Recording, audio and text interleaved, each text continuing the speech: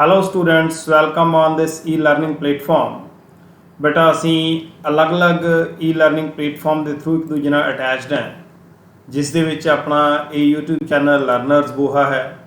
साडी online जो app है learning है, टीचिंग लर्निंग ऐप है e master, as well as WhatsApp group के थ्रू मैं कंटिन्यूसली तुहाडे तो कुछ क्वेश्चन पुछदा रहना है। तो अज का बेटा जो अपना पोल का क्वेश्चन सी वो क्वेश्चन सी which of the following is true about flatworms. Flatworms के अबाउट बेटा रिगार्डिंग पूछा गया सी कि कुछ सही है। मैं चार ऑप्शंस दित्तियां सी तुहानूं।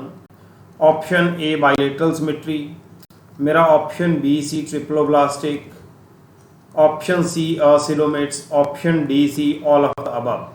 तो इस क्वेश्चन के आंसर के विच बेटा 70% स्टूडेंट्स ने ऑप्शन ए लिया है, 8% स्टूडेंट्स ने ऑप्शन बी लिया है, 7% ने सी, तो सिर्फ 15% स्टूडेंट्स ने जो ऑप्शन लिया बेटा वो डी ऑप्शन लिया। तो बेटा मैं तुम्हें सब तो पहला तो इस क्वेश्चन का आंसर दस देना चाहना है कि जोड़े मेरे ये 21 स्टूडेंट्स ने, मतलब कि 15% स्टूडेंट्स है वो सही है, जो कि बाकी दे 85% स्टूडेंट्स का जोड़ा आंसर है बेटा वो रॉन्ग आंसर है, गलत आंसर है। तो उन्होंने क्वेश्चन ये गलत क्यों होया? मैं तुम्हें बार बार एक ही गल कहना है बेटा कि जो तुम ये चैक कर लें हो कि चार ऑप्शनस आ गई काली नाल एक ऑप्शन जो तुम टिक कर दें हो, क्लिक कर दें हो, तो उत्थे काली की जी हैगी है बेटा वो 100% प्रोबेबिलिटी गलत की होंगी है। ये ना सोचा करो कि चार ऑप्शनस हैगियां ने ए बी सी डी, भी कोई भी एक लगा दिए तो 25% प्रोबेबिलिटी वो ठीक होने की होगी, बिल्कुल भी नहीं होंगी। जे सोचे समझे तो बिना आंसर लगाओगे तो 100% चांसिस गलत होने होंगे, जिमें तुम इस सिंपल क्वेश्चन के किया है। हुण बेटा मैं तुहानूं एक्सप्लेन करा कि तुसीं इस क्वेश्चन के गलती की है। तो उसके लिए बेटा जिमें अपने को ऑप्शन सी फाइलम प्लेटीहेलमिन्थस के अकॉर्डिंगली आप ये चीज़ां वेखते हैं। सब तो पहली गल तो यह सी कि क्वेश्चन शायद ये ना कन्फ्यूज़ हो गए होवो, मैं फ्लैटवॉर्म्स लिखिया उत्थे प्लेटीहेलमिन्थस नहीं लिखिया। फ्लैटवॉर्म्स प्लेटीहेलमिन्थस ही होंगे, जे राउंडवॉर्म्स लिख दिंदा तो एस्कहेलमिन्थस की गल सी। तो इन्हां फ्लैटवॉर्म्स की सिमेट्री की जे गल करिए, सिमेट्री की होंगी है बेटा? सानूं पता है कि आर्गेनिजम्स नूं असीं 2 इक्वल पार्ट्स के डिवाइड कर सकते हैं। जे बेटा असीं आर्गेनिजम्स नूं 2 इक्वल पार्ट्स के डिवाइड कर सकते हैं by a vertical plane along the central axis दे विचों पास होंदा होवे, कोई भी वर्टिकल प्लेन होवे तो रेडियल सिमेट्री होंदी है। बट जे किसी भी आर्गेनिजम की बॉडी नूं 2 इक्वल पार्ट्स के लैफ्ट तो राइट के डिवाइड किया जा सकता by a cut through only one plane, सिर्फ एक प्लेन चो ही कट कर सकते हुए, जिमें ये आर्गेनिजम दिखाया हुआ है, एक कट है तो 2 इक्वल पार्ट्स बन जाते हैं। ਇਹੋ जी बॉडी नूं असीं बाइलेटरल सिमेट्री कहने हैं। इस तरह की सिमेट्री नूं बाइलेटरल सिमेट्री कहने हैं। मैं तुहानूं बार बार बेटा समझाया जो फाइलम्स कर रहे सी कि जिहड़ा फाइलम पॉरीफेरा सब तो पहला फाइलम है वो असिमेट्रिकल है, उसकी कोई सिमेट्री नहीं है।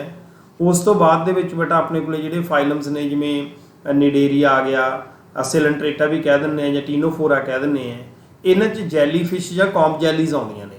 इन्हां दे विच बेटा अपने को सिमेट्री रेडियल है। इस तो बाद सारे फाइलम्स दे विच बाइलेटरल सिमेट्री है। सिर्फ इकाइनोडर्मेट्स दे विच जाके साडे कोले स्टारफिशेस दे विच द्वारा रेडियल सिमेट्री अपीयर होंदी है। सो इस करके बेटा सिमेट्री के पॉइंट ऑफ व्यू तो बिल्कुल ठीक सी कि इन्हां च बाइलेटरल सिमेट्री है। सो पहला ऑप्शन बिल्कुल ठीक सी। मैं नहीं कह रहा कि 70% स्टूडेंट्स ने जिहड़ा हैगा यह गल कीती है कि साडा जिहड़ा हैगा इस दे विच बाइलेटरल सिमेट्री होंदी है, वो गलत हैगे। वो सही है, बाइलेटरल सिमेट्री होंदी है, बट क्वेश्चन का यह प्रॉपर आंसर नहीं सी बनता, क्योंकि जो बाइलेटरल सिमेट्री है तो हुण आपां भी तो चैक कराएं कि यह ऑर्गेनिज्म ट्रिप्लोब्लास्टिक तो नहीं है। तो जो बेटा असीं प्लेटीहेलमिन्थस दे विच सिमेट्री तो नैक्सट इन्हां दीयां जर्म लेयर्स की गल करते हैं। इस तो पहला जिहड़ा पॉरीफेरा आया, सिलेंट्रेटा आया, टीनोफोरा आया, वो सारे डिप्लोब्लास्टिक रहे हैं। ये पहला इहो जिहा फाइलम है जिहड़ा ट्रिप्लोब्लास्टिक है। बार बार आप अपनी लाइव क्लास जी ली सी उस गल की सी कि ट्रिप्लोब्लास्टिक आर्गेनिजम्स है। मीनस इन्हां कोले 3 जर्म लेयर्स हैगियां ने। 3 जर्म लेयर्स किहड़ियां ने? Ectoderm, endoderm and mesoderm. So 3 germ layers इन्हां दे विच हैगियां। That's why these organisms are triploblastic आर्गेनिजम्स।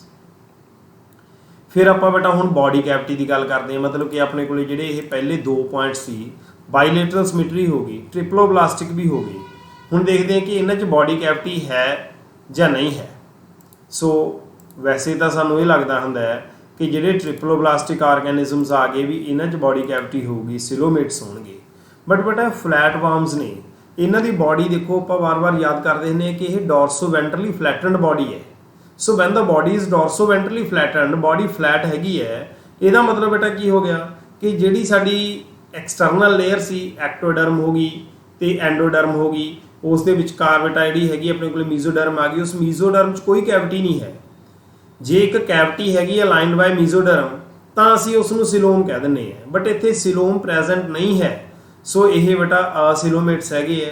It मीनस कि जे इस क्वेश्चन दे विच देखा जाए, जिहड़ा क्वेश्चन अपने को सी पहलियां तीनों ऑप्शन सही है, इन्हां दी बाइलेटरल सिमेट्री है, ये ट्रिप्लोब्लास्टिक ने, सिलोम प्रेजेंट नहीं है, it means correct answer should be all of the above. So जिहड़े मेरे 15% स्टूडेंट्स ने इन्होंने बड़ा सोच समझ के आंसर दिता है, बाकी स्टूडेंट्स भी सोच समझ के आंसर दिया कर, तो बेटा अपने क्वेश्चनस कभी भी गलत नहीं होंगे।